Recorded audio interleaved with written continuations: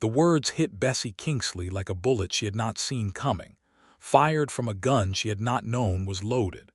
She stood in the doorway of the Dusty Creek Mercantile, her fingers white-knuckled around the edge of the wooden frame, staring at the man who had turned her entire understanding of herself upside down in a single honest sentence. The late afternoon sun of New Mexico Territory burned copper and gold behind Reuben Carver, making him look like something conjured from the desert itself, something ancient and untamed, and absolutely terrifying in his sincerity. "I have slept under more stars than roofs," he said again, quieter this time, because he had seen the way the words cracked her open. "And I would trade every one." She had asked him a simple question. She had only wanted to know if he planned to stay past the first frost. She had not expected the truth to sound like a confession. She had not expected his dark eyes to carry that particular kind of ache, the one that belongs only to people who have been wandering so long they have forgotten what it feels like to arrive somewhere. But she knew that look. God help her, she knew it too well. Because 3 weeks ago, when Reuben Carver had ridden into Dusty Creek, New Mexico Territory, on a dusty road in the blazing summer of 1882, she had been wearing that same expression on her own face. She just had not known it yet. The story of how they arrived at this raw, suspended moment began the way most impossible things begin in the American West of the 1880s. It began with desperation wearing the costume of opportunity, and a woman with enough stubbornness in her spine to refuse to be swallowed by her circumstances. Bessie Kingsley was 26 years old, which meant that in the eyes of Dusty Creek, a town of 400 souls clinging to the edge of the Rio Grande Valley, she was already skating dangerously close to the category of spinster. She did not particularly care what the town thought, and she told herself this so frequently, and with such conviction that she had almost made it true. She had arrived in Dusty Creek 18 months before Reuben did, having traveled west from Richmond, Virginia, following her older brother Thomas, who had written to her with breathless enthusiasm about a land where a person could reinvent themselves entirely. Thomas had been right about the land. He had been catastrophically wrong about his own ability to survive it. A rattlesnake bite in the spring of 1881 had taken him within 3 days, and Bessie had found herself alone in a territory that was foreign in every possible way, possessing a small inheritance, a brother's half-built house on the edge of town, and absolutely zero intention of going back to Richmond. She had learned to run the house. She had learned to bargain at the mercantile, to barter eggs for fabric, to read the desert sky for weather. She had taken in a boarder, old Silas Greer, a former prospector whose mining days were behind him and whose rent was reliable if modest. She had opened a small laundry service out of her back room, and the wives of Dusty Creek, who had more linens than time, were glad of it. She had built a life. It was not the life she had imagined, but it was hers, and she held onto it with both hands. The problem was Vernon Drake. Vernon Drake was 41 years old and owned half the land in the valley. He was not ugly, and he was not stupid, and he was not technically cruel, which made him far more dangerous than if he had been all three. He was the kind of man who understood that power, applied carefully and consistently, could accomplish anything that outright force might have been too obvious to achieve. He had decided he wanted Bessie Kingsley's property, and he had decided the most efficient way to obtain it was to make her his wife. He had begun courting her in the fall of 1881, appearing at her door with preserved peaches and legal information about how much simpler her life would be if she allowed him to manage her affairs. Bessie had declined, politely at first, then with increasing firmness. By the spring of 1882, Vernon had stopped bringing preserved peaches and started bringing the town sheriff, a man named Aldous Pratt, who was considerably more loyal to Vernon's purse than to Dusty Creek's legal code, to discuss property tax assessments that had mysteriously increased well beyond what Bessie could reasonably afford. It was a trap, and she knew it was a trap, and knowing did not make it any less effective. By July of 1882, Bessie Kingsley had 3 months to produce a sum of money she could not produce, or she would lose her home. That was the precise situation she was sitting in, when the sound of hoofbeats on the main road drew her to the front window of her house on a Tuesday afternoon in the middle of July, and she watched Reuben Carver ride into Dusty Creek for the first time. He was on a roan mare that looked almost as tired as he did, though both animal and rider held themselves with the kind of dignity that does not require a clean shirt or a shaven face. He was tall in the saddle, broad through the shoulders, with the lean, weathered look of a man who has spent significant time outdoors, and none of it by accident. He wore a battered hat with a band of dark leather, and he moved through the town's main street with the alert, quiet attention of someone who had learned to read his surroundings or paid a steep price for not doing so. Bessie watched him stop at the water trough in front of the livery stable. She watched him take off his hat and pour water over his head, and she watched him look up and down the street of Dusty Creek with an expression she could not quite name from a distance. She told herself she was watching because strangers in a small town were always worth noting. She told herself her interest was entirely practical. She went back to her accounts ledger and did not think about him again until supper, when Silas Greer came in from his daily walk and told her there was a new man in town, a drifter by the look of him, and that he had taken a room at the Dusty Creek Hotel. "What kind of drifter?" Bessie asked, keeping her eyes on her sewing. "The quiet kind," Silas said, which in his estimation was the best kind. "Paid cash for a week. Didn't volunteer much, but he answered what was asked plain enough." "Name's Carver." "Is that so?" Bessie said. She pulled a thread tight and told herself she was not interested. She met Reuben Carver formally 2 days later, when her laundry delivery to the hotel brought her to the same narrow hallway where he was coming down the stairs with his hat in his hand. They nearly collided. He caught the basket before it tipped, his hand steadying it with an instinct that suggested he was accustomed to catching things that were about to fall. "My apologies, ma'am," he said. His voice was low and even, carrying the faint remnant of somewhere southern, Georgia or Alabama, smoothed down by years of everywhere else. "No harm done," Bessie said, reclaiming her basket with brisk efficiency. He stepped aside to let her pass, and she was 3 steps beyond him before something made her stop. She turned.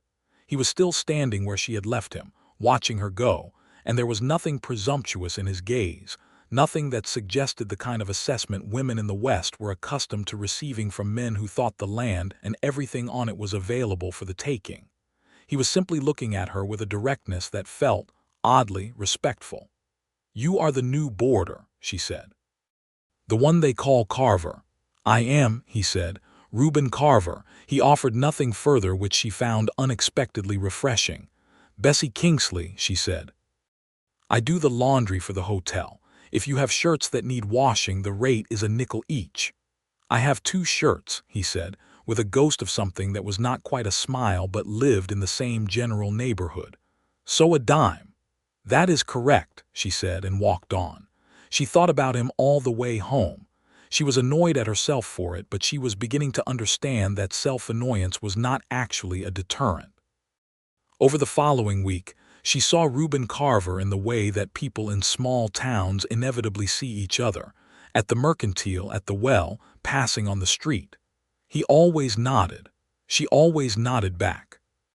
He was not a man who forced conversation, which meant that when conversation did happen between them, it felt chosen rather than obligatory, and that made it more interesting. She learned things about him in pieces, the way you learn things about the desert, one small revelation at a time, each one hinting at a larger geography you cannot see all at once. He had come from Kansas most recently. Before Kansas, there had been Colorado, and before Colorado, Texas, and before Texas. He was vague in a way that suggested the vagueness was intentional. He had worked cattle drives and fence lines and mining operations. He knew horses the way some men know scripture, deeply and personally, as though the knowledge had been absorbed rather than acquired. He had been to places Bessie had only read about: the Llano Estacado, the high desert of Arizona, the mountains above Santa Fe that looked purple at dusk. He had no permanent address. He had no family that he mentioned. He had no obvious plan beyond the next week's board at the hotel. He was, by every reasonable measure, exactly the kind of man a woman in Bessie's precarious situation should not give a second thought to. She gave him a great many more thoughts than that. On a Thursday evening, 10 days into his stay in Dusty Creek, she found herself at the edge of the main road at dusk, arguing with herself about whether to take the short way home past the hotel or the long way home past absolutely nothing in particular. She was arguing quite seriously with herself when Reuben Carver came around the corner of the livery stable and nearly walked into her. "Sorry," he said, steadying her with a hand briefly at her elbow. "I was not watching the road." "Neither was I," she admitted, which was true and more candid than she had intended. He looked at her for a moment, then looked at the sky, which was doing something extraordinary above Dusty Creek, spreading out in layers of rose and amber and a deep bruised violet that seemed to pulse at its edges. "There is a bench outside the hotel," he said, "if you wanted to watch that for a few minutes." She considered the invitation, which was offered without pressure or expectation, simply as a fact alongside another fact, that the sky was remarkable and the bench existed. "I have a few minutes," she said. They sat on the bench outside the hotel and watched the New Mexico sky dissolve from color into darkness, and they did not talk for a while, which was its own kind of conversation. The stars emerged slowly, then all at once, the way they do in a country with no city lights to compete with them. "You have been in a great many places," Bessie said eventually. "Too many to count," Reuben said. "Do you have a favorite?"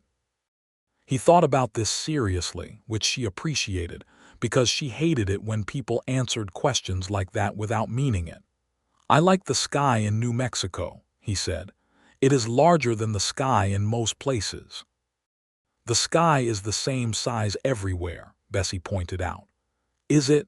he said, and she looked at him, and he was looking up, and she understood what he meant, that it was not about measurement but about how much of it you could see and how much of yourself it made you feel. "I suppose it is not," she said. They sat until the night was properly dark and the stars were fully out, and then Bessie said she had to get home, and Reuben walked her to her door without being asked and without making a particular statement about it. At the door of her house he stopped and said simply, "Thank you for the company, Miss Kingsley." "Bessie," she said. "You may call me Bessie." Something moved in his expression, subtle as a shift of wind across grass. "Thank you, Bessie," he said. She went inside and stood against the door for a moment with her hand over her heart, listening to his footsteps recede, and told herself very firmly that this was nothing.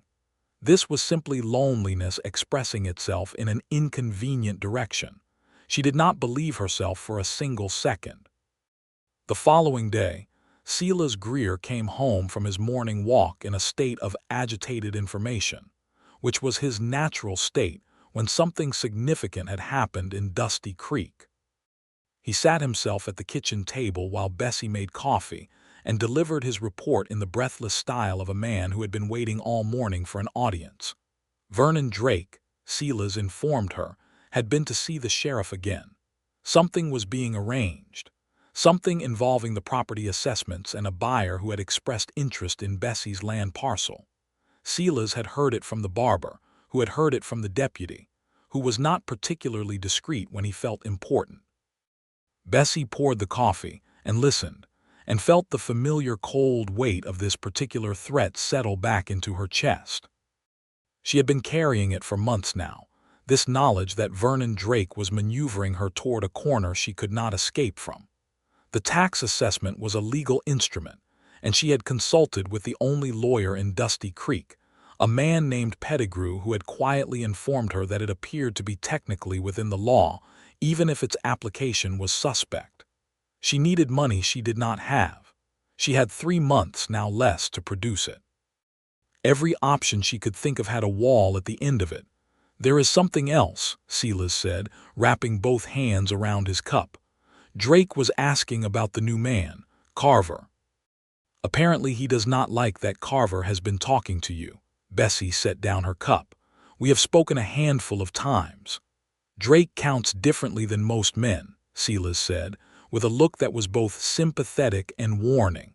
She thought about this all morning, turning it over while she worked.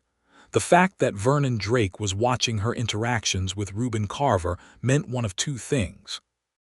Either Vernon was simply possessive in the way that men who view women as property tend to be, which she had long suspected, or he had identified Reuben as a threat to his plans in some way she did not yet fully understand. Both possibilities made her feel something she was not entirely comfortable with, something that might have been called hope if she was being honest with herself, which she generally tried to be. She ran into Reuben at the Mercantile that afternoon, and this time she did not pretend the meeting was accidental. She was examining a bolt of blue cotton fabric when he came in for tobacco, and she turned and said, "Mr. Carver, may I speak with you for a moment when you are finished?" He looked at her steadily. "You may speak with me now," he said. "I am not particular about order." She almost laughed, which surprised her. She could not remember the last time anything had surprised her into almost laughter. "I wanted to ask how long you plan to stay in Dusty Creek," she said, and then felt immediately awkward because she realized it sounded far more personal than she had intended, and she added quickly, "I ask because I have an empty room in my house, and the rate is considerably better than the hotel." It was true. It was also entirely unplanned, and she stood there slightly astonished at herself for having said it.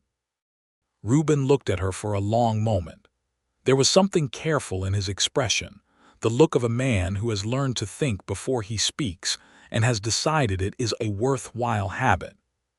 "I have no particular destination waiting for me," he said, "and the hotel is overpriced for what it offers." "Then you should come and see the room," Bessie said, with the brisk efficiency she used to cover most of her feelings. He came that evening. The room was the smaller of the two spare rooms, but it had a good window that faced west, and when Reuben stood in front of it and looked at the desert light fading over the mesa, she watched his shoulders do something complicated, some tension that had been in them releasing slightly, the way a man looks when something unexpectedly matches an image he had been carrying without knowing it. "The rate?" he asked. She told him. It was fair. He paid a week in advance without negotiating, which she took as a sign of character. He moved in the next morning with everything he owned, which fit into 2 saddlebags and a bedroll.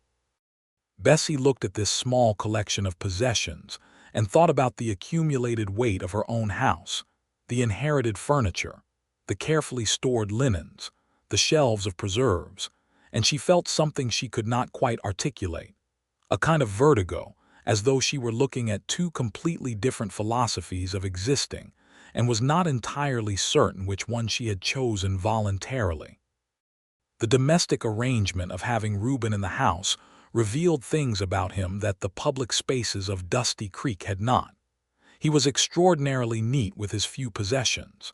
He helped without being asked, carrying water, splitting wood, repairing the loose board on the porch steps that Bessie had been meaning to fix for months.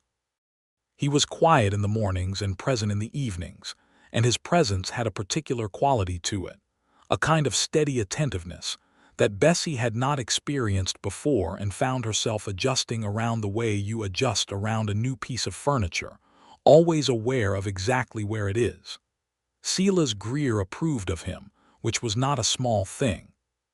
Silas had a finely calibrated instinct for human character developed over 50 years of living closely with other people in difficult circumstances, and he told Bessie one evening in the kitchen, while Reuben was outside, that Carver was a man with something buried in him that had not yet been uncovered. "A dark past?" Bessie asked, keeping her voice neutral. "Not dark exactly," Silas said thoughtfully. "Just deep. There is something he is working out. I have seen it before. Sometimes a man runs from something and he does not know when he has run far enough, so he keeps going." Bessie looked at the window. The evening was deepening outside, and she could see Reuben standing at the fence, looking out at the desert in that particular way he had full and still and watching everything at once. "What does a man do," she said, "when he has run far enough?" "He stops," Silas said simply. It was Reuben himself who told her about his past, not all at once but in the way that trust is built between cautious people, slowly and in pieces, each piece offered as a test to see if the next one is safe to give. He had been born in Georgia in 1854, which made him 28. She calculated, 2 years older than herself. His father had died in the war when Reuben was 11, and his mother had followed 2 years later from an illness that had a great deal to do with poverty and very little to do with any specific disease. He had been passed between relatives who were kind enough in a distracted way, and at 16, he had simply started walking west and had not really stopped since. He had spent 12 years moving across the country, following work and weather, and occasionally nothing more specific than the feeling that there was something over the next horizon worth seeing. He had been in the years between leaving Georgia and arriving in Dusty Creek, a cattle hand, a horse trader, a scout for a surveying company mapping railroad routes through Colorado, and a dozen smaller things in the intervals between larger ones. He had accumulated in those 12 years an extraordinary knowledge of the land and sky and weather of the American West.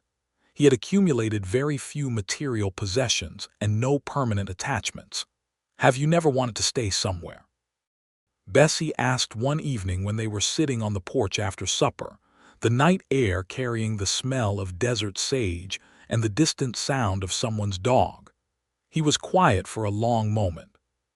"I have thought about it," he said, "but wanting something and being ready for it are not the same thing." "What would make you ready?" she asked, and she was asking more carefully than her voice suggested. He looked at her, and the lamplight from the window touched the side of his face, and she saw that complicated thing in his expression again, the depth that Silas had identified, some private reckoning he was conducting. "I am not entirely sure," he said honestly. "I think I would know it when I found it." She went to bed that night with her heart beating in a way that was inconvenient and entirely disproportionate to the conversation they had actually had.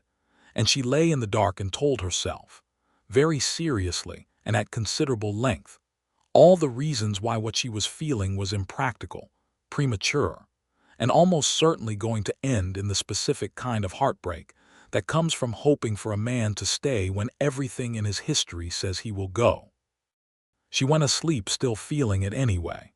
It was the second week of August when the situation with Vernon Drake escalated from simmering threat to open confrontation. Bessie was at the mercantile, checking the price of sugar against her budget calculations, when Vernon came in with Sheriff Pratt at his elbow. Vernon was a man who understood the theater of power, and he used it here, filling the doorway of the small store with his physical presence, letting the shadow of the sheriff's badge communicate what he did not need to say directly. "Miss Kingsley," he said, and his voice was the warm, heavy kind that sounds like honey and has the same tendency to make things stick. "I had hoped to find you here. I wonder if we might discuss the matter of your property assessment. The other 2 customers in the store, Mrs. Haverson and young Danny Tate from the feed store, both found sudden reasons to examine things at the far end of the room. I have said everything I intend to say on that subject, Mr. Drake," Bessie said, keeping her voice level and her hands still. "Now, Bessie," Vernon said, which she hated, the use of her first name as a claim, "I only want to help you. This assessment is not something you can simply ignore. The sheriff has the legal authority to—" "I know what the sheriff has the authority to do," she said. "Then you understand the time constraint," Vernon said. He moved closer, lowering his voice in a way that excluded the room without being obviously threatening. "I have made you a fair offer, a generous one. I am prepared to make it more generous still. You would be comfortable, you would be protected." "I would be owned," Bessie said very quietly. Something flickered in his eyes, not anger exactly, more like calculation recalibrating. "That is an uncharitable way to characterize. It is the accurate way," she said. "Excuse me, Mr. Drake." She paid for her sugar and walked out of the mercantile, and she did it slowly enough that it was a dignity and not a retreat, and it cost her a considerable amount of effort to keep her hands from shaking. Reuben was crossing the street toward the livery stable when she came out, and he read her face immediately, stopping with that alert stillness of his. "What happened?" he said. She told him, quickly and plainly, because she did not have the energy for circumspection. She told him about the tax assessment and Vernon Drake's campaign to acquire her property, and what it would cost her if she could not produce the money by October. He listened with his full attention, which was the kind of listening that feels like being genuinely seen, and when she was done, he said nothing for a moment, just looked at the store she had come out of with an expression that she had not seen on his face before. "How much?" he said. She told him the figure. "That is a great deal," he said. "Yes," she agreed, "and Drake is using the law to do it. He has the sheriff," she said, "and apparently the law does permit this kind of assessment even if the application of it is designed entirely to serve his purposes." Reuben was quiet again. Then he said, "Do you have anyone you can appeal to? A county official, a territorial judge?" "The nearest territorial judge is in Santa Fe," she said. "And I would need documentation that the assessment was deliberately manipulated, not merely high. Pettigrew, the lawyer here, says he cannot prove that without evidence from inside Drake's operations." "Evidence," Reuben said slowly. "Which I do not have," Bessie said, "and which no one in this town is going to help me find, because everyone who might know anything is either employed by Drake or afraid of him." Reuben looked at her with those dark, serious eyes and said, "Not everyone." She did not understand what he meant at first. It became clear over the following days that Reuben had been doing what he did best, moving through spaces with quiet attention, noticing things, collecting information the way he had collected knowledge of terrain and weather over 12 years of traveling. He had spent time at the saloon listening to men who talked too much after their third drink. He had spoken with the Mexican laborers who worked Drake's land, men who were invisible to Vernon's calculations in the way that people who have been systematically dismissed tend to be. What Reuben found, piece by careful piece, was the evidence that the lawyer Pettigrew had said did not exist. He found it in the form of a land surveyor named Hiram Welch, who had falsified boundary measurements on Drake's instructions, and who had been growing increasingly uneasy about his role in the scheme. He found it in the form of a ledger entry that one of Drake's former employees had kept as self-protection, documenting payments made to Sheriff Pratt that went considerably beyond his official salary. Reuben brought these pieces to Bessie over 3 evenings, laying them out on the kitchen table like a man showing his work, patient and methodical, and utterly without drama about it. "Where did you learn to do this?" she asked on the 3rd evening, looking at the carefully assembled documentation. "You learn to read situations when you move through enough of them," he said. "I have been in a great many places where someone was using something they should not have been to take something that was not theirs." There was something in the way he said it that made her look at him more carefully. "This is not the first time you have done something like this," she said. He met her eyes. "No," he said honestly. She waited because she had learned that waiting with Reuben was more productive than pressing. "There was a situation in Colorado," he said. 2 years ago, a mining company was displacing homesteaders using forged land grants. Some of them were families who had been there for 20 years. He paused. "I helped document what was happening. It went to a federal land office eventually. It was not a quick resolution."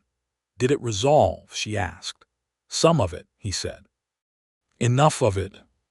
She looked at him across the table, at this man who moved through the world alone with no fixed address and no family and no plan beyond the next week, and who carried in him this absolute, quiet commitment to the difference between right and wrong. "Why did you stay here?" she said. "In Dusty Creek. You could have moved on after the first week." He looked at his hands on the table for a moment. Then he looked at her. "I am not entirely sure I can answer that in a way that will make sense," he said.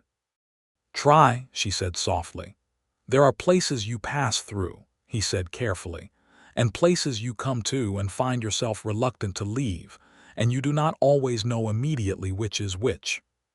Sometimes you only figure it out when you start thinking about leaving and discover that you do not want to. "And Dusty Creek," she said. "Dusty Creek," he said, and his voice changed in a way that was barely perceptible but that she heard completely, "is the second kind." She did not say anything. She did not trust herself to say anything at that precise moment. The lamplight was between them on the table, and the night was deep outside, and Silas was asleep, and the house was very quiet, and Reuben Carver was looking at her with something in his face that was the most honest thing she had seen in a very long time. She cleared her throat. "We should take this documentation to Pettigrew in the morning," she said. "Yes," he agreed, and he looked back at the papers, and the moment folded back into practicality, but something had shifted between them that could not be unshifted, and they both knew it. Pettigrew was significantly more engaged when presented with actual evidence. He examined the documents for a long morning, asked several sharp questions about the chain of possession of each piece of evidence, and by the afternoon had drafted a formal complaint to the Territorial Land Office in Santa Fe, and a separate complaint regarding the sheriff's conduct to the county administration in Albuquerque. "This will take time," he cautioned, looking at Bessie over his spectacles. "The wheels of territorial administration do not move quickly. Drake has resources and connections. He will contest this." "How much time?" Bessie asked. "Months," Pettigrew said, "possibly until the new year, which means your immediate problem, the October assessment, is not resolved by this filing alone." The October assessment. The money she could not produce. The wall at the end of every path she had tried. She walked out of Pettigrew's office into the blinding August sunlight and stood very still on the wooden sidewalk, doing the arithmetic in her head for the 100th time and getting the same answer. Reuben came to stand beside her. He had been present for the meeting, quiet and solid at the edge of the room. "I have some money saved," he said. She turned to look at him. "No," she said immediately and firmly. "It is not charity," he said with equal firmness. "It is a loan with terms you set." "Reuben," she said, and she used his name without thinking the first time she had, and they both heard it. "You cannot spend your savings on my problem." "My savings exist," he said, "because I have no home and no one to spend them on. I have been working for 12 years and living like a man with nothing to protect, and I have more in a bank in Albuquerque than I have any sensible use for." "You have a home worth protecting. The arithmetic seems straightforward to me." She stared at him. "You have money in a bank." Something that was definitely almost a smile crossed his face. "I save well," he said. "I do not spend much." She did not know whether to laugh or cry, and the feeling of both at once was almost dizzying. "I cannot take your money, Reuben." "Then borrow it," he said. "Write a note. Set a repayment schedule. Pettigrew can draw it up officially, if that makes it more comfortable for you." She looked out at the street, at the dusty road and the wooden buildings of Dusty Creek, at her own house visible at the end of the block with its imperfect fence and its west-facing windows and everything she had built inside it from the wreckage of her brother's abandoned dream. "Why?" she said, not practically, personally. He was quiet for a long enough moment that she turned to look at him again. "Because," he said slowly, "some things should not be taken from people who have fought for them." And because he stopped. "Because," she said. He looked at her, and what was in his face in that moment was something she felt land directly in the center of her chest with a force that left her slightly breathless. "Because I do not want to ride away from here wondering what happened to you," he said. It was not a declaration. It was not the kind of thing that is said in the heat of feeling and subsequently regretted. It was offered in the same careful, direct way that he offered everything, as simple truth, as the honest reporting of something he had found to be real. She said, "I will take the loan." He nodded. "All right." They stood side by side on the wooden sidewalk in the August heat of 1882, and the space between them felt charged in a way that had nothing to do with New Mexico weather, and neither of them moved for a moment too long for it to be comfortable. "We should go back to Pettigrew," she said. "Yes," he said. "We should." They paid the assessment through Pettigrew's office on a Monday morning in early September, and Sheriff Pratt accepted the bank draft, with a tight expression that told Bessie everything about where his preferences lay. Vernon Drake heard about it by afternoon, and his response was to appear at Bessie's door that evening wearing the particular expression of a man who has had something he considered his removed from his possession. Reuben was on the porch when Drake arrived. He had been doing nothing more aggressive than reading a newspaper, but the way he stood up and put the paper down and simply looked at Drake was the kind of communication that does not require words. Drake was not a physically cowardly man, but he was a calculating one, and he understood immediately what was different about the situation. He looked at Bessie, and he looked at Reuben, and he made some internal adjustment to his approach. "I see you have found assistance," Drake said. "I have managed my own affairs," Bessie said, "as I have been doing." "The assessment will cycle again in the spring," Drake said. He was not threatening exactly. He was informing. It amounted to the same thing. "The Territorial Land Office has been made aware of how this assessment was calculated," Bessie said. "Pettigrew filed the complaint last week. I expect there will be considerable scrutiny of the process before any future assessment is imposed." Drake's expression did not change. He was very controlled. "The complaint will take time to resolve," he said. "I am patient," Bessie said. He looked at her for a long moment, then looked again at Reuben, and what passed across his face in that moment was something between recognition and calculation, as though he were adjusting his map of the situation. "Good evening, Miss Kingsley," he said, and left. Bessie released a breath she had been holding. Reuben sat back down and picked up the newspaper.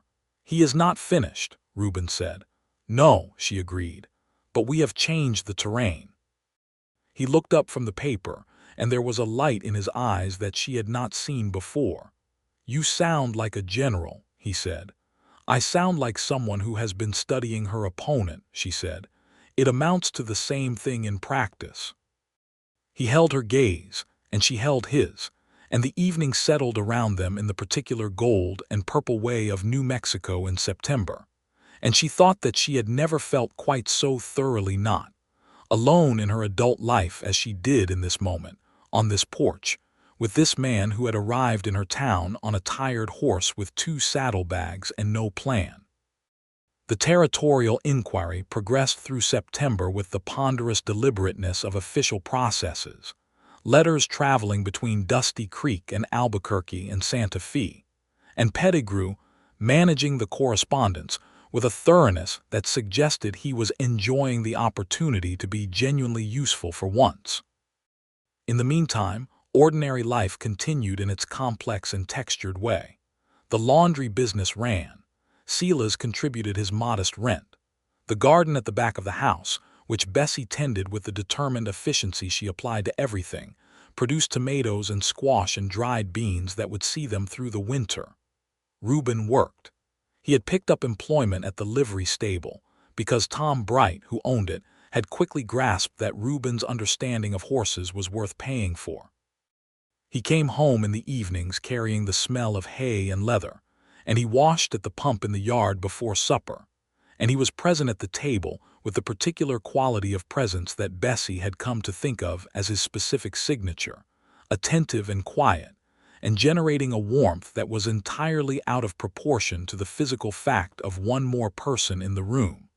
She caught herself watching him more often than was strictly necessary.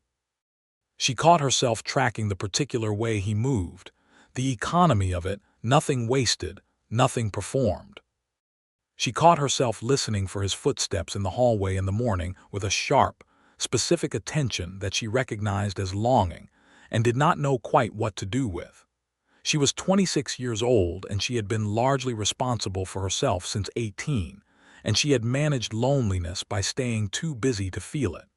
This was different. This was not the absence of something, but the presence of something she did not know how to hold. She was wrestling with this on an October evening, sitting at the kitchen table with her accounts and her thoughts, when Silas Greer came in from the porch and said, very gently, "Bessie, if you keep looking at that door every 30 seconds expecting him to come through it, you might consider talking to the man." She looked at Silas. Silas looked back with the expression of a man who has watched enough life to find human feelings both predictable and precious. "It is complicated," she said. "Everything worth having is complicated," Silas said. "That is not actually an argument against it." She thought about this for several days. She thought about it while she was hanging laundry and cooking and walking to the mercantile and trying to sleep. She thought about the way her life had organized itself over the past 2 months into a shape that felt more genuine and more inhabited than anything she had built before Reuben arrived. And she thought about the fact that what she had built was built around a man who had told her plainly, in his quiet way, that he had never stayed anywhere, and who was under no obligation to start now. She was in this sustained and circular internal argument on an afternoon in mid-October when Reuben found her in the kitchen and said that a letter had come from Pettigrew, and the news was significant. The Territorial Land Office had reviewed the complaint and found sufficient evidence of irregularity in the assessment process to suspend further collections pending a full investigation. Additionally, a federal marshal was being dispatched to Dusty Creek to examine the evidence regarding payments made to Sheriff Pratt, which could constitute corruption of a public official. Bessie read the letter twice. She looked up at Reuben, who was watching her with that same steady attention. "It is not entirely resolved," she said. "No," he agreed. "But Drake has lost his instrument. Without the sheriff's cooperation, he has no legal mechanism to proceed." She set the letter on the table. She was aware of a feeling of relief so profound it was almost indistinguishable from grief, because what comes after the immediate crisis is the return of all the ordinary questions you have been too busy to ask. "Thank you," she said, "for everything you did. For the evidence and for the loan and for—" "You do not need to thank me," he said. "I do," she said. "Reuben, Bessie," he said, and the way he said her name stopped her. He sat down across the table from her, and he put his hands flat on the table in a deliberate way, as though grounding himself before saying something that required all his attention. "I want to tell you something," he said, "and I want to say it plainly because I do not know any other way to say things." She sat very still. "I have been in Dusty Creek for 3 months," he said. "I have been in a great many places over the past 12 years.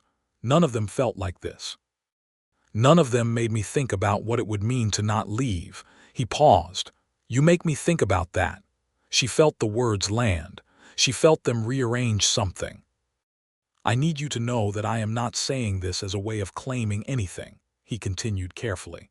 "I am not. I do not have any right to expect anything in return. I am telling you because it is true, and because I think you deserve to know the truth about where I am, not some version of myself that seems more appropriate." "Reuben," she said. "I am a man who has slept in more open fields than houses," he said. "Who has gone where work took him and stayed until it didn't. Who has no particular evidence that he is capable of the kind of settled life that—" "Reuben," she said again, more firmly. He stopped.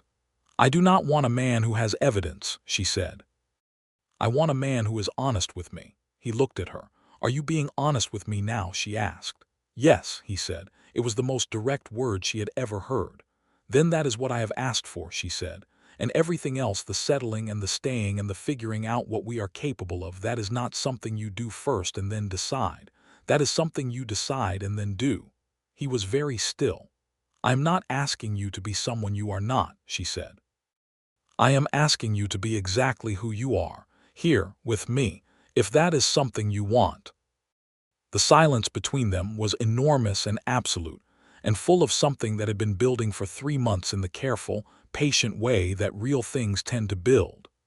"It is something I want," he said. He reached across the table and put his hand over hers, and she turned her hand and held his, and they sat like that in the kitchen of her house on the edge of Dusty Creek in the last of the October afternoon, and neither of them said anything else for a while because nothing else needed to be said. That evening, when the 3 of them sat at supper, Silas Greer looked at Bessie and then looked at Reuben and then looked down at his plate with the expression of a man who has been validated in a way he finds deeply satisfying. "More beans?" Bessie asked him. "Yes, please," Silas said, and smiled at his plate. The next several weeks were a different kind of time. The territory between recognition and certainty is its own particular landscape, neither the sharp anxiety of not knowing nor the settled peace of what comes after, but something in between, charged and fragile and achingly sweet. Bessie found herself in it with Reuben in a way that felt both terrifyingly new and deeply familiar, as though she had been waiting, without knowing she was waiting, for exactly this. He brought her things, small things, a smooth stone he had found at the river that was the exact color of the sky at noon, a handful of dried wildflowers that he had pressed between two pieces of leather in his saddlebag, for no reason he could explain except that they had caught his eye on a morning ride. A book of poetry he found at the back of a shelf in the mercantile, battered and missing its spine, that he thought she might like, and she did like it, very much, and she read it aloud to him in the evenings until he began to look forward to it with a visible anticipation he did not try to hide. She cooked for him with a care she had not taken since her brother was alive, finding the things he liked, learning the particular geography of his preferences. She noticed that he preferred savory to sweet, that he ate slowly and thoughtfully as though eating was something worth paying attention to. She noticed that he talked more in the evenings than the mornings, that he had an unexpected and dry sense of humor that emerged in small ways when he was comfortable, that he was extraordinarily kind to Silas in the undemonstrative way that is more meaningful than any overt demonstration. He told her things. He told her about the high desert of Colorado in winter, how the cold was a different kind of cold than anywhere else, clean and absolute. He told her about a canyon he had found in Arizona that had colors in its walls that did not exist in any other combination of light and rock. He told her about a family he had stayed with for a winter in Texas, the Beaumonts, who had had 7 children and a cow that had to be argued with every morning, and who had been the closest thing to a family he had experienced since his mother died, and whose son, now grown, he still received occasional letters from through the post office in whatever town he happened to be in. She listened to all of it with her full attention. She listened to what was said and what was implied and what was carried in the space between words, because she had learned that with Reuben, the space between words was often where the most important things lived. She told him things in return. She told him about Richmond, about the life she had left behind, the social expectations of a southern city in the years after the war, the narrowness of what had been available to her there, the sense she had always had of being contained by a shape that was not her own. She told him about Thomas, her brother, whom she had loved without reservation, despite his magnificent impracticality, and whose death had left a hole in her that she had filled carefully with work and independence, and which had never entirely stopped aching. She told him about the first year in Dusty Creek, alone and frightened and absolutely determined not to show it. She told him about the laundry business and the accounts ledger and the preserves in the cellar and the slow, effortful construction of a life from the raw materials of her own stubbornness. He listened the way he did everything, with complete and undivided attention, and when she was done he said, "You are one of the most capable people I have ever met." "I have had to be," she said, which was true. "No," he said gently. "Plenty of people have had to be and weren't. You chose to be. That is different." She felt that land somewhere important. She thought about it for days. November brought its own weather to New Mexico territory, cool and clear, the sky turning a deeper, harder blue, and the nights cold enough that the fire in the kitchen became a constant comfort. The house felt different with the cold, smaller and warmer and more essentially itself, and the 3 of them, Bessie and Reuben and Silas, moved through it with the easy, unconscious coordination of people who have learned each other's rhythms. The federal marshal arrived in the second week of November and spent 4 days in Dusty Creek. He spoke with Pettigrew and with Hiram Welch, the surveyor, whose willingness to testify had been bolstered by the official inquiry. He examined the ledger documenting the payments to Sheriff Pratt. He had a long conversation with Vernon Drake that no one in town was permitted to observe, and he took a great many papers away with him when he left. Sheriff Pratt was suspended from his duties pending the investigation. A deputy from Albuquerque was sent to serve in the interim. The general opinion of Dusty Creek, which had observed Vernon Drake's operation of the town's power structures for years, was one of considerable relief mixed with the anxiety of not knowing yet how things would ultimately settle. Drake himself became quieter. He was still in the valley, still owned his land, still moved through Dusty Creek with the manner of a man who knew he had resources and was deciding how to deploy them. But the specific instrument of his campaign against Bessie's property had been removed, and without it he could not apply the same pressure he had been applying. "Is he done?" Bessie asked Reuben one evening. "I do not know," Reuben said honestly. "A man like that does not generally decide he was wrong and move on. He recalculates. The question is what the new calculation looks like. And in the meantime," she said, "in the meantime, you have a legitimate legal proceeding in your favor, documentation that has been reviewed by federal authorities, and a property assessment that has been suspended." He looked at her steadily. "You are not in the same position you were in July." "No," she agreed. "I am considerably less alone in it." He held her gaze, and what passed between them in that moment was exactly what had been passing between them with increasing frequency. A recognition that was becoming a warmth that was becoming something neither of them had named yet, but that both of them felt with a vividness that made the rest of the world slightly less bright by comparison. It was the evening of the second week of November when Reuben Carver told Bessie Kingsley that he had slept under more stars than roofs and would trade every one. She had asked him, standing in the doorway of the mercantile after they had collected a package that had finally arrived for Silas from his daughter in Ohio, whether he thought he would stay in Dusty Creek through the winter. She had asked it carefully, keeping her voice at the level of ordinary conversation, because she understood that there was a difference between what she felt and what she was entitled to express, and she was always cautious about the gap between the two. He stopped walking and looked at her, and she saw something happen in his face, something that looked like a decision being made. Not quickly, not impulsively, but with the deliberateness of a man who has thought about something long enough to know it is real. "Bessie," he said.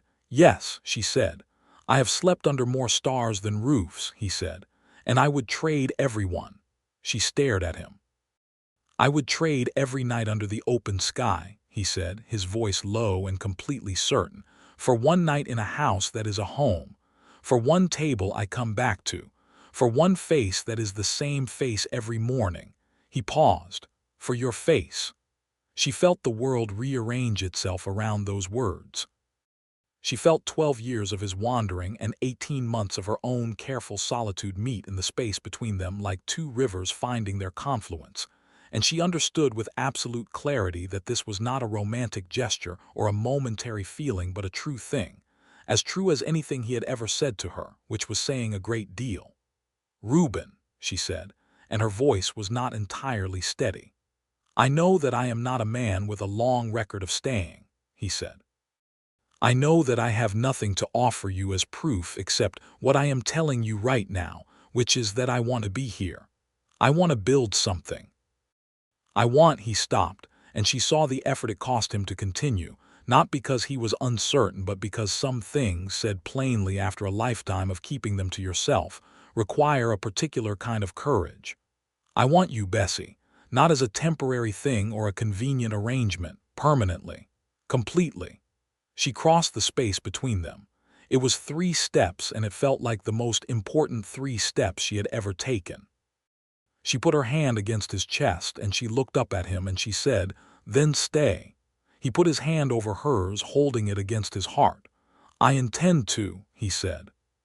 He kissed her there, on the wooden sidewalk in front of Dusty Creek's mercantile, in the clear November light, with the blue New Mexico sky overhead, and the smell of sage on the cold wind, and the entire small world of the town carrying on around them. It was not a dramatic kiss or a desperate one. It was the kind of kiss that is a beginning, certain and warm and full of everything that comes after it. Mrs. Haverson saw it from across the street, and told 3 people before supper. By morning, everyone in Dusty Creek knew. It says something about the character of a town what it does with that kind of information. Dusty Creek, which had been watching Bessie Kingsley hold herself together with remarkable dignity for 18 months, and which had formed a collective if unspoken opinion of Vernon Drake's campaign against her, received the news with general warmth and a particular pleasure that felt like the satisfaction of a story going right. Tom Bright from the livery stable congratulated Reuben the next morning with a handshake that was more emphatic than most. Pettigrew nodded at Bessie across the street with what amounted from him to enthusiasm. Even Mrs. Haverson, who was constitutionally disposed to find most things improper, said that Bessie deserved someone and that the new man seemed solid. Silas Greer, when Bessie told him that evening in the kitchen, sitting down with deliberate formality to inform him of what had happened, looked at her with such genuine and uncomplicated joy that she had to blink hard twice. "I told you," he said.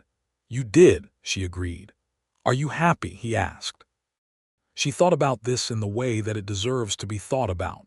Not the quick, easy yes, but the real considered answer that takes into account everything you feel and what it actually costs and what it actually gives you. "Yes," she said. "I am." He patted her hand across the table. "Good," he said. "That is good, Bessie." The official investigation into Vernon Drake's conduct and into Sheriff Pratt's financial arrangements moved forward through the winter with the glacial but inexorable pace of federal processes. By December, Pratt had resigned his position and left Dusty Creek quietly, which suited everyone including Pratt, who understood that resignation was considerably preferable to the alternative. A new sheriff, a man named Garrett Llewellyn, was elected by the town in January of 1883, and his first act was to make clear that his office was not available for private use by landowners with commercial interests in the county. Drake's land scheme, when fully examined, turned out to be more extensive than even Bessie's situation had suggested.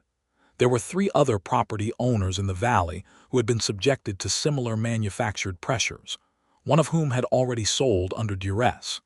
The territorial inquiry, now expanded, became a matter of significant interest to the land office in Santa Fe. Drake retained a lawyer from Albuquerque and spent the winter fighting what he was eventually going to lose. It was not fast, and it was not clean, and it was not without ongoing tension, but it was moving in the direction of justice, and that was more than the situation had promised 6 months ago. Through all of this, Bessie and Reuben continued to build the particular architecture of their lives together. He proposed formally in December, sitting with her after supper with Silas pointedly retired early to his room, producing a ring that she recognized as simple and inexpensive and chosen with great care, a thin gold band with a small garnet that caught the lamplight like a spark. "I do not have much," he said, "in the way of material things. I have a house," she said, "and a garden, and a laundry business, and considerable stubbornness." "I know," he said. "I am counting on the stubbornness." She laughed. She took the ring. They were married in February of 1883 by the preacher at the Dusty Creek Methodist Church, a quiet ceremony with Silas as witness and Tom Bright and his wife as guests. And Pettigrew, who had never been to a wedding he did not find somewhat emotionally affecting, producing a handkerchief at the conclusion of the vows. Bessie wore her best dress, which was a deep blue that matched the New Mexico winter sky, and Reuben wore a new shirt that he had purchased specifically for the occasion, and which Bessie had washed and pressed with particular care. He looked at her when she came down the aisle of the small church as though she was the most remarkable thing he had ever seen, which she was, or at least she was the most remarkable thing he had ever been offered and had been wise enough to accept. When the preacher said the words about "from this day forward," Reuben Carver, who had spent 12 years moving from place to place without a destination, who had slept under more stars than roofs, and who had finally found the one thing he would trade every one of them for, said, "I do," with a certainty that was absolute and whole. the kind of certainty that comes not from ignorance of the alternatives, but from having considered all of them and known without question which one you choose. She felt it in the way he said it. She felt it the way you feel a key fitting a lock. Marriage, as Bessie had always understood in theory and now found confirmed in practice, is not a conclusion but a beginning, the beginning of a longer and more demanding and more interesting work than anything that preceded it. She and Reuben were both people who had learned to be self-sufficient, and the renegotiation of independence within togetherness was its own education, interesting and occasionally frustrating and ultimately deeply worth the effort. He was, as it turned out, a man who found great satisfaction in building things, literally and otherwise. The fence at the back of the property, which had been sagging for as long as Bessie had lived there, was rebuilt properly in March, each post set with the careful deliberateness that he brought to everything. He added a small workroom to the back of the house, which he constructed himself over the course of 2 months, and which became the place where the accumulated small repairs of daily life were addressed before they became large ones. He continued at the livery stable, which suited him well, and Tom Bright, recognizing the value of what he had in Reuben, raised his wage in the spring and offered him a partnership arrangement that would take effect when Tom eventually retired, which was not yet but was in the direction of things. The laundry business grew. More women in the valley heard about Bessie's work and her prices, and by spring she had more work than she could manage alone. She hired a young woman named Clara Ruiz, whose mother had been among those displaced by Drake's scheme, and who was quick and careful and needed the income. Clara became, in the particular way of working closely alongside someone, a kind of companion, and their days in the back room of the house took on a pleasant rhythm of productivity and conversation. Silas Greer's health, which had been gradually declining in the invisible way that age sometimes works, became more clearly an issue by early spring. He was in no immediate danger, but he tired more easily, and his knees troubled him considerably, and the doctor in Dusty Creek, a no-nonsense woman named Eveline Cross who had come out from Kansas, advised rest and warmth and no more of the long daily walks that had been his habit. Bessie and Reuben had a conversation about this, sitting on the porch one evening in April, discussing what Silas's situation meant practically, whether he should perhaps go to his daughter in Ohio, and whether they should offer to convert the larger spare room into something more suited to his declining mobility, and what their responsibilities were to this man who had been a constant and gentle presence through the most difficult period of Bessie's life in Dusty Creek. The conversation arrived, after some consideration, at the conclusion that they were not sending Silas anywhere, that he was part of their household in a way that went considerably beyond the landlord-boarder arrangement they had started with, and that the larger spare room would be redone accordingly. "He will argue about it," Reuben said. "He will," Bessie agreed. "And then he will stop arguing about it and be secretly relieved. He does not actually want to go to Ohio." Reuben nodded, with the expression of a man who has come to understand, through close observation, the complex relationship between what elderly people say they want and what they actually need. "I will talk to him," he said.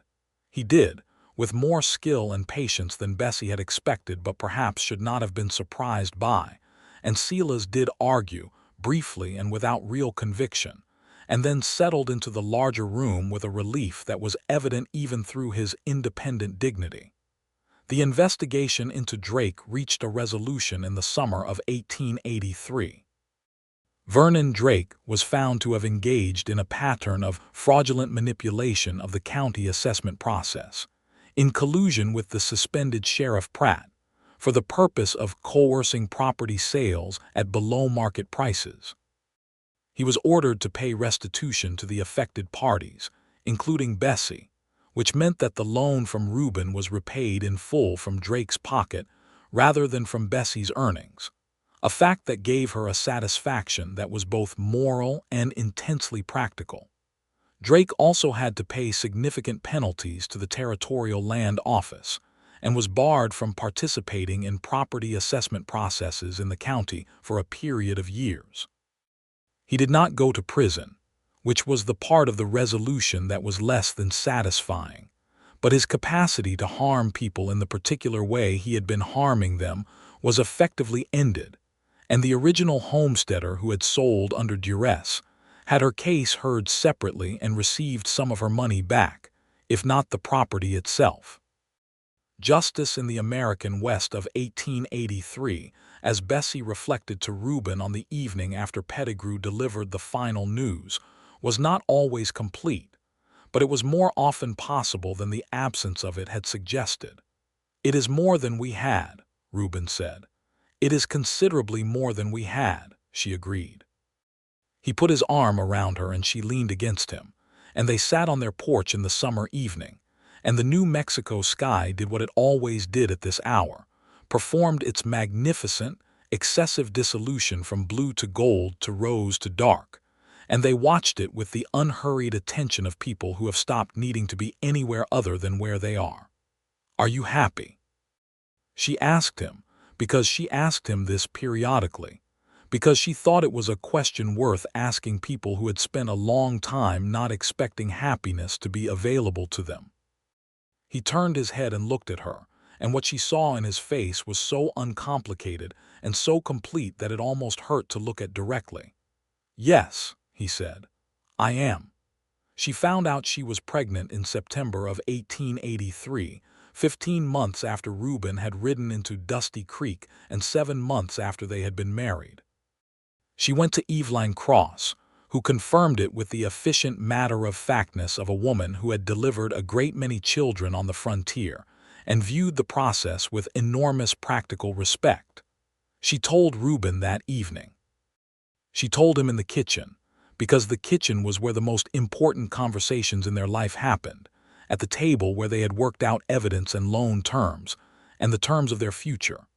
She put the fact in front of him the way he had taught her to put things, simply and directly, and she watched his face change through a sequence of expressions that she would remember for the rest of her life. Surprise first, and then something that started in his eyes and spread outward like light through a window. He stood up from the table and came around to her, and he took her hands in both of his with such extraordinary gentleness that she felt it in her throat. "Bessie," he said. "I know," she said. "We are going to have a child," he said, as though saying it aloud was the thing that made it true. "We are," she said. He looked at her with that particular expression that she had first identified in the November light of the mercantile's doorway, the one that contained everything he felt, offered with the directness and honesty that was his most fundamental characteristic. "I have never had family," he said very quietly. "Not since I was 11. "You have family now," she said. He pulled her close and held her carefully, and she felt him breathe, one long breath that seemed to carry something out of him that had been held for a very long time. "I have family now," he said, into her hair. The winter of 1883 was mild by New Mexico standards, which meant cold but not brutal, and the house was warm with the fire and with the particular warmth that had become its atmosphere since Reuben had been in it. Silas's health stabilized in the larger room, and he took to sitting in the kitchen during the day with a contentment that was visible, telling Bessie stories about his mining days while she worked, and occasionally getting up to stir things on the stove when she was occupied elsewhere, which she chose not to discourage because it gave him purpose. Clara Ruiz, who had become something close to a friend, noticed Bessie's pregnancy before it was announced and said nothing until Bessie told her, at which point she was unreservedly delighted and immediately began the kind of practical planning that people who have grown up in communities where childbirth is a collective event tend to do instinctively. She knew which women in the valley were experienced midwives. She knew what was needed and when, and she organized with an efficiency that Bessie found both endearing and genuinely useful. Reuben was extraordinarily present through the winter and the following spring, in the quiet, practical way that was his way of expressing everything. He was protective without being suffocating, attentive without being anxious, and he had a particular habit in the evenings of sitting beside her and putting his hand against the growing evidence of the child, not saying anything, simply being there, which she found more comforting than anything he could have said. He read in the evenings more than he had before, working his way through Bessie's small collection of books with the thoroughness of a man who is catching up on something he had been meaning to do. He had had a good education for his years in Georgia, and his 12 years of travel had layered experience over it in ways that made him an interesting reader, with observations that cut to the essential thing in whatever he was reading and bypassed the superficial. He talked, in these evenings, about what he wanted for the child, not in grand or abstract terms, but in the specific, practical terms that were characteristic of him. He wanted the child to be educated. He wanted the child to know the land, to understand weather and animals and the real working of things. He wanted the child to know honesty as a fundamental value rather than a situational choice. He wanted the child to understand that home was something you built with intention, not something you simply arrived at. "You have given this considerable thought," Bessie said one evening. "I have had 30 years to figure out what I would want if I ever had a child," he said. "It is a long time to think about something." She took his hand. "You are going to be remarkable," she said. He looked doubtful in the endearing way of people who are genuinely humble about their capacities.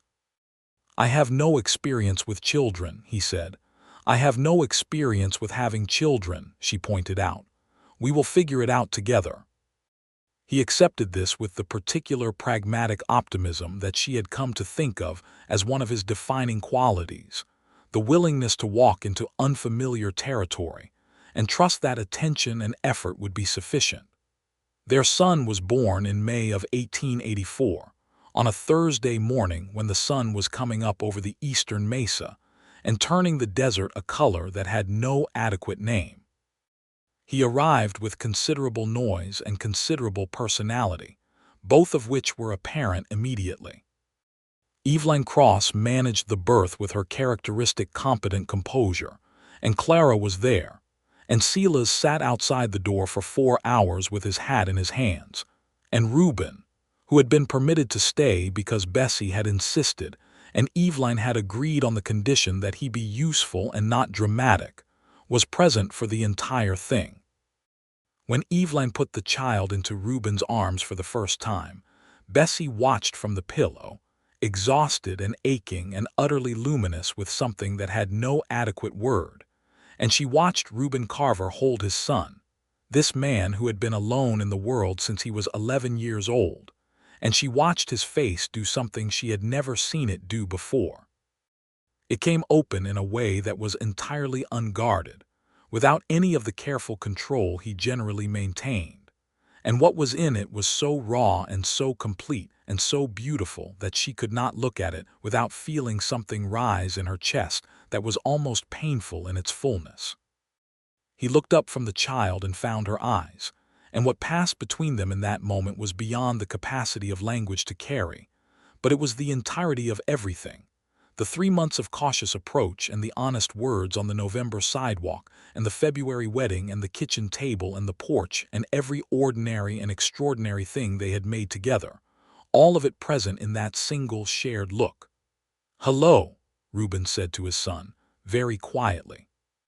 The baby, apparently finding this an acceptable greeting, was briefly quiet. They named him Thomas, for Bessie's brother, which Reuben had suggested, and which Bessie had accepted with a gratitude she could not fully express.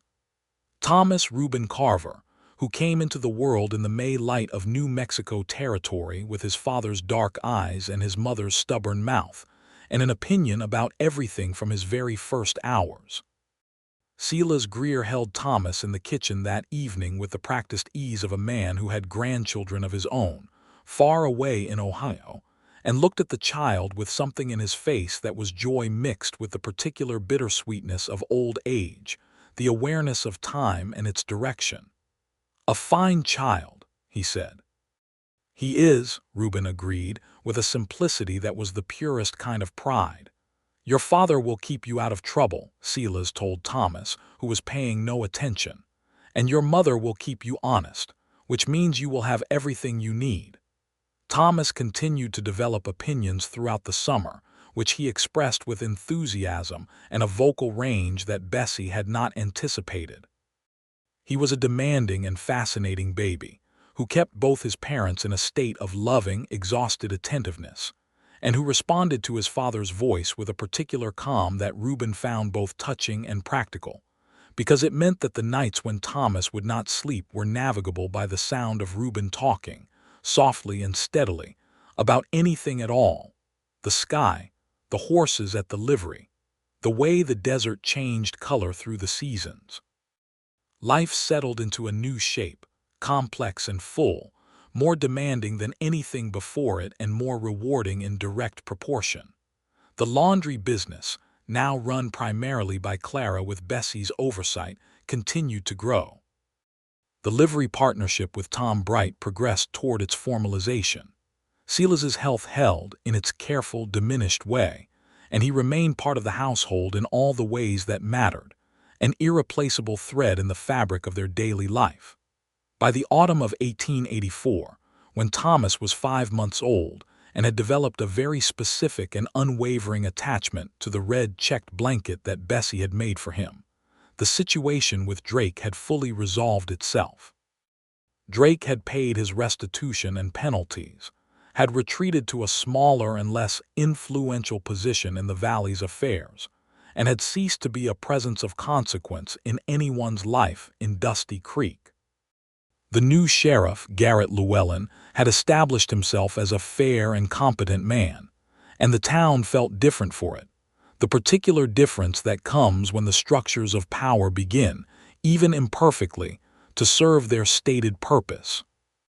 Bessie walked through Dusty Creek on an October afternoon, Thomas on her hip and a list for the mercantile in her hand, and she thought about what the town had been when she arrived and what it was now, not transformed, not perfected, still struggling with all the genuine difficulties of a frontier community in a territory that had not yet achieved statehood, but changed in the specific ways that matter.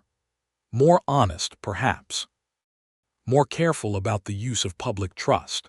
She thought about Thomas, her brother, who had told her that the West was a place where you could reinvent yourself entirely. He had been right, though not quite in the way he had meant. The West had not given her a new self.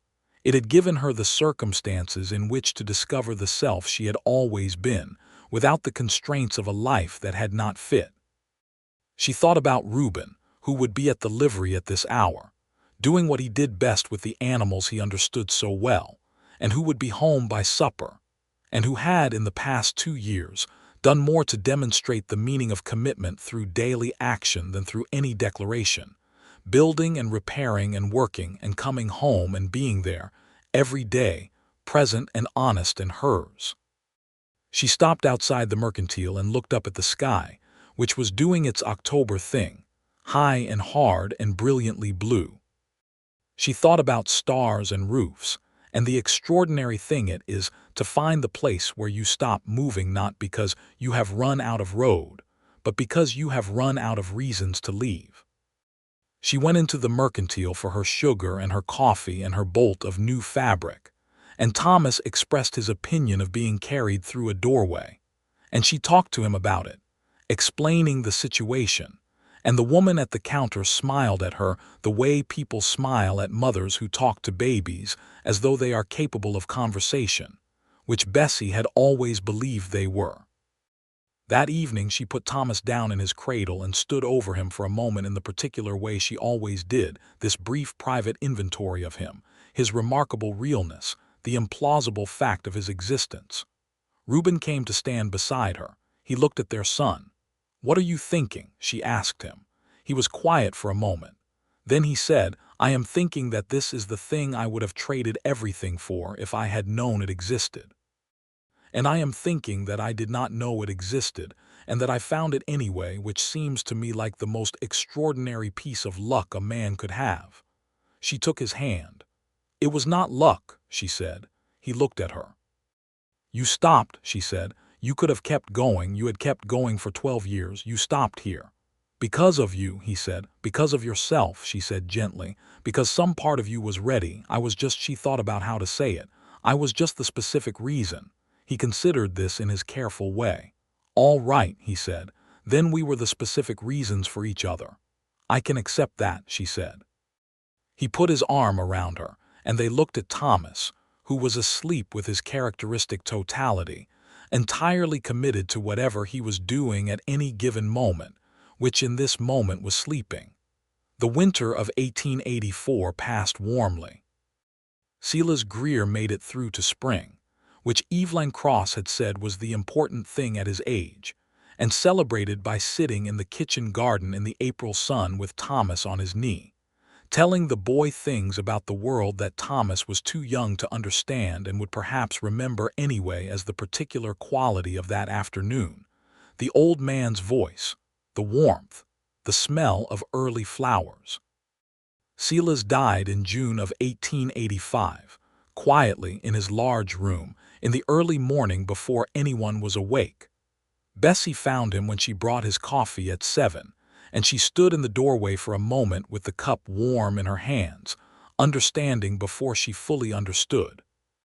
He looked peaceful, which Evelyn Cross later said he had been, that it was his heart and that it would have been quick. They buried him in the Dusty Creek Cemetery on a Thursday afternoon. His daughter came from Ohio for the service and stayed 3 days, and she told Bessie, with tears that were both genuine and somehow relieved, that her father had written her letters about Bessie and the household with a contentment in them that she had not read in his letters for many years. "He was happy here," she said. "He was," Bessie said. "He was very much part of our family." After the daughter returned to Ohio, the house felt different, quieter in a way that was not empty but changed, the way a room changes when it has lost its particular occupant. Thomas seemed to feel it in the instinctive way that very young children sometimes feel the absence of a regular presence, looking toward Silas's room with a focused attention for several days that was both touching and heartbreaking. Bessie cried for Silas on a Saturday afternoon when Reuben had taken Thomas to the livery, and she was alone in the house, standing in the kitchen with her hands in the dishwater and letting it happen, because grief needs its time and the time had not been available before. She cried for Silas and for Thomas, her brother, and for all the people who had been part of her life and were no longer, and then she washed her face and put the kettle on and felt, if not lighter, then more fully inhabited by her own life. Reuben knew when he came home. He always knew. He put Thomas down with his toys and came to the kitchen and stood behind her at the stove and put his arms around her, and she leaned back into him, and he did not say anything because there was nothing to say that the holding did not say better. "I am all right," she said after a while. "I know," he said. "You are remarkably good at being all right." "I had a great deal of practice," she said. "You do not have to practice alone anymore," he said. She turned in his arms and looked up at him, this man who had ridden into her town on a roan mare 2 years ago with 2 saddlebags and no plan, who was now the fixed center around which her entire life turned, and she felt something vast and simple and permanent. "I know," she said. "I know that." Life moved forward in the way that good lives do, with its mixture of ordinary days and extraordinary ones, its accumulated small joys and manageable sorrows, its work and its rest, and its recurring evidence that a person, given the right circumstances and the right companion, is capable of considerably more than she might have imagined when she was standing alone in a desert town with an accounts ledger that did not balance and a house she was about to lose. Thomas Reuben Carver grew into himself with the combined stubbornness of both his parents and the particular charm that seems to emerge in children who are genuinely loved, certain in themselves without being arrogant, curious about everything, deeply attached to the horses at the livery, in a way that Reuben found entirely understandable. By the time Thomas was 2, in the spring of 1886, Bessie was expecting again, which she told Reuben in the kitchen again, because the kitchen had become their location for important news, and Reuben received it with the same open-faced wonder as the first time, which she had thought might be diluted by repetition and found was not. "Another one," he said. "Another one," she confirmed. He looked at Thomas, who was on the kitchen floor engaged in a complex negotiation with a wooden horse. "What do you think?" he asked his son. Thomas looked up and said something definitive in the hybrid language of a 2-year-old and went back to the horse. "He is in favor," Reuben said. "He is always in favor of things," Bessie said. "He gets that from you." Reuben looked at her with an expression of mild indignation that was entirely performed. "I am not particularly in favor of everything. You are in favor of most things that are put to you honestly," she said, "which I have always considered one of your finest qualities." He conceded this with a nod, and came to where she was standing and kissed her forehead with the exact specific tenderness that had never in 2 years become routine.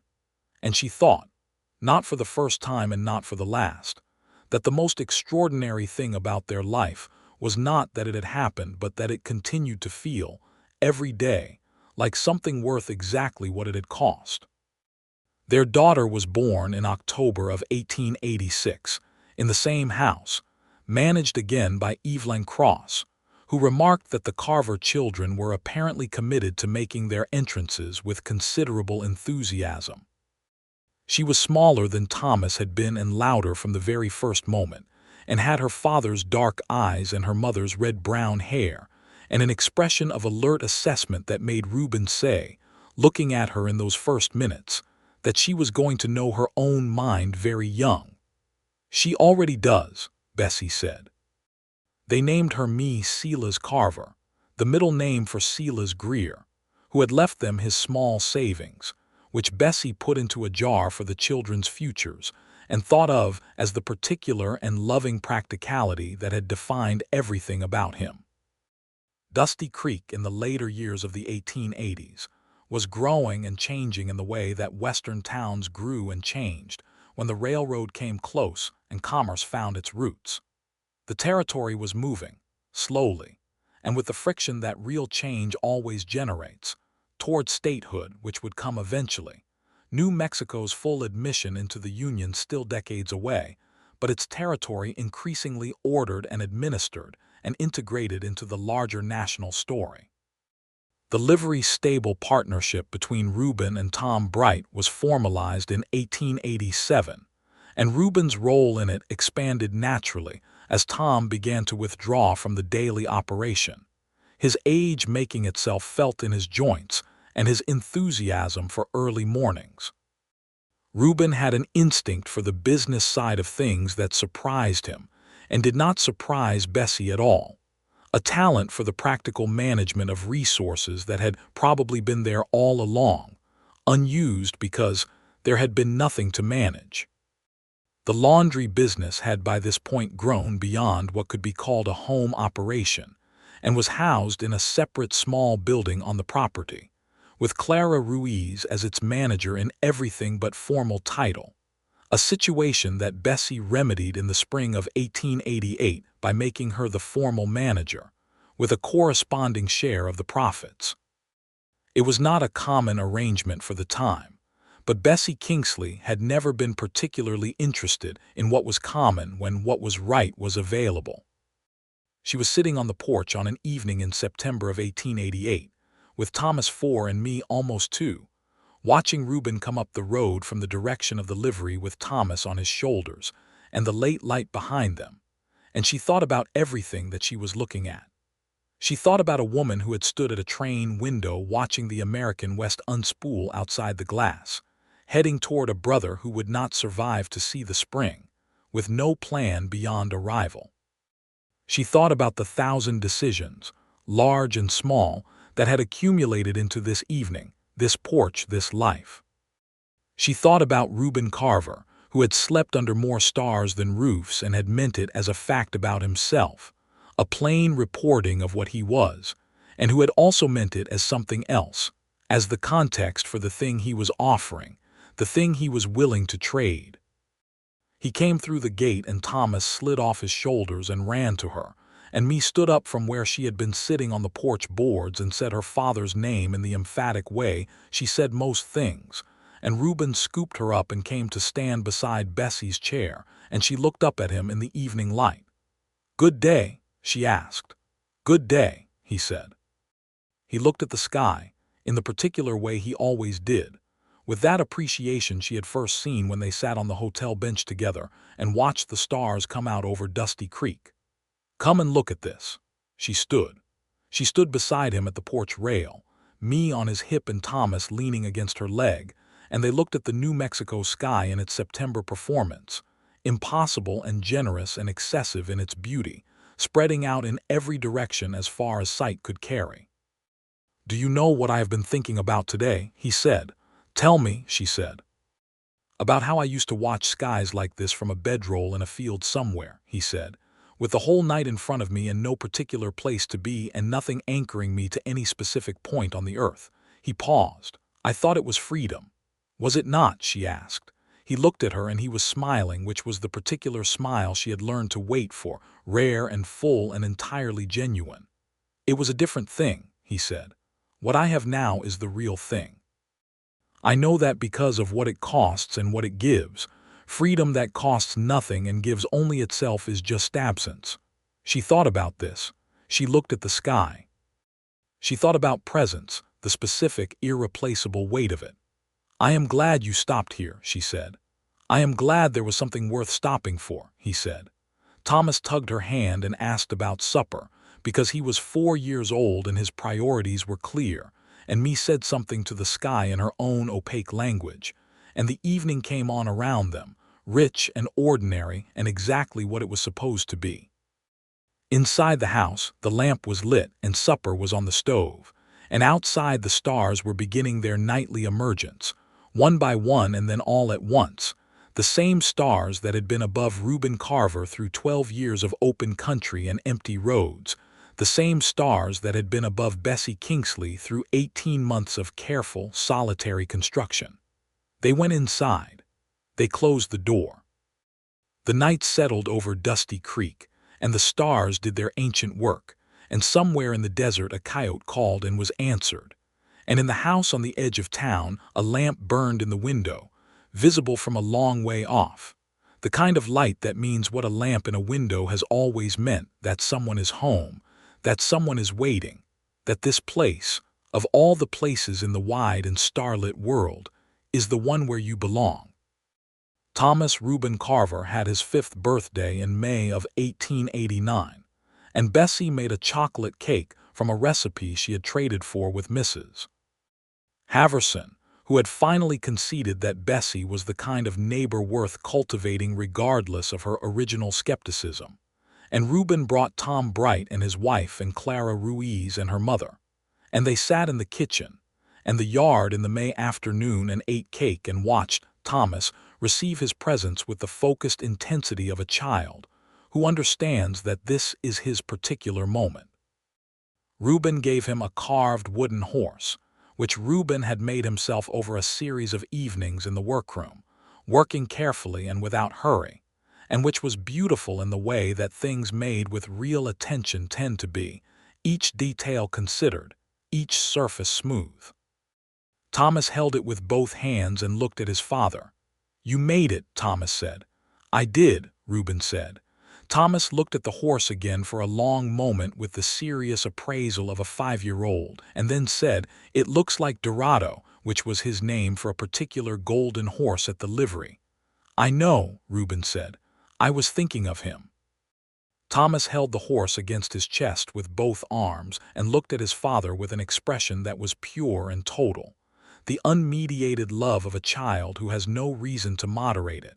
And Reuben received it with the look of a man who cannot quite believe, even now, even after years of evidence, that this is his life. Bessie watched them from across the table and felt the familiar fullness that came from watching the people she loved being happy, a fullness that had nothing in it of the old loneliness or the old anxiety, nothing of the accounts ledger that did not balance or the tax assessment that threatened everything. Just this. Just the afternoon and the people in it. Me, at 2.5, was currently eating chocolate cake with an efficiency that suggested she had strong opinions about dessert, and Bessie thought that this daughter of hers was going to be a person of considerable force, which she intended to encourage entirely. Toward evening, when the guests had gone and the children were in bed and the house had settled into its quiet version of itself, Bessie and Reuben sat on the porch in the warm May darkness and listened to the night. "He is a good boy," Reuben said of Thomas. "He is," Bessie agreed. "He is exactly what I would have asked for if I had known to ask." "What would you have asked for?" Reuben said. She considered. "Honest," she said. "Curious. Kind to animals and people in equal measure. Stubborn in the right direction." She paused. "He is all of those things." "He got it from his mother," Reuben said. "He got the stubbornness from both of us," she said firmly, and he laughed. She loved his laugh. It had been a long time coming, that ease of laughter, and she loved it all the more for knowing what it had taken to get there. "Reuben," she said. He said. "Are you happy?" she asked, as she had asked before, as she would go on asking because she believed it was worth asking always. He turned to look at her in the darkness, and she could see his expression by the light of the stars, which were out in their full force tonight, brilliant and indifferent and beautiful above the desert. "You know the answer," he said. "I like to hear it," she said. He took her hand. "I am," he said. "I am happier than I knew was possible," which is the particular kind of happy that does not go away because it is not based on any assumption you had going in. It keeps surprising you. She held his hand in both of hers. "Yes," she said, "it does." They sat together in the dark until the night was deep and full, and the stars turned in their ancient pattern overhead, those same stars that had once been the only roof a drifter with 2 saddlebags and no destination had known, and which were now simply the sky above the home he had found, and the life he had chosen, beautiful not because they were all he had but because they were part of everything he had, which was everything. Inside the house, Thomas Reuben Carver and Miss Silas Carver slept the deep sleep of children who are entirely safe, and the lamp burned in the kitchen window, visible from the road, visible from a long way off. Home, as it turns out, is not the roof above you or the walls around you or the address you write in the ledger. It is the specific person across the table who knows you plainly and stays anyway. It is the honest word offered without calculation. It is the willingness to stop moving, not because you are tired but because you have arrived. Reuben Carver had told Bessie Kingsley the truth. He had slept under more stars than roofs, and he would trade everyone. And he had. And it had been, beyond any reasonable expectation, worth every single mile of road that had brought him to her door.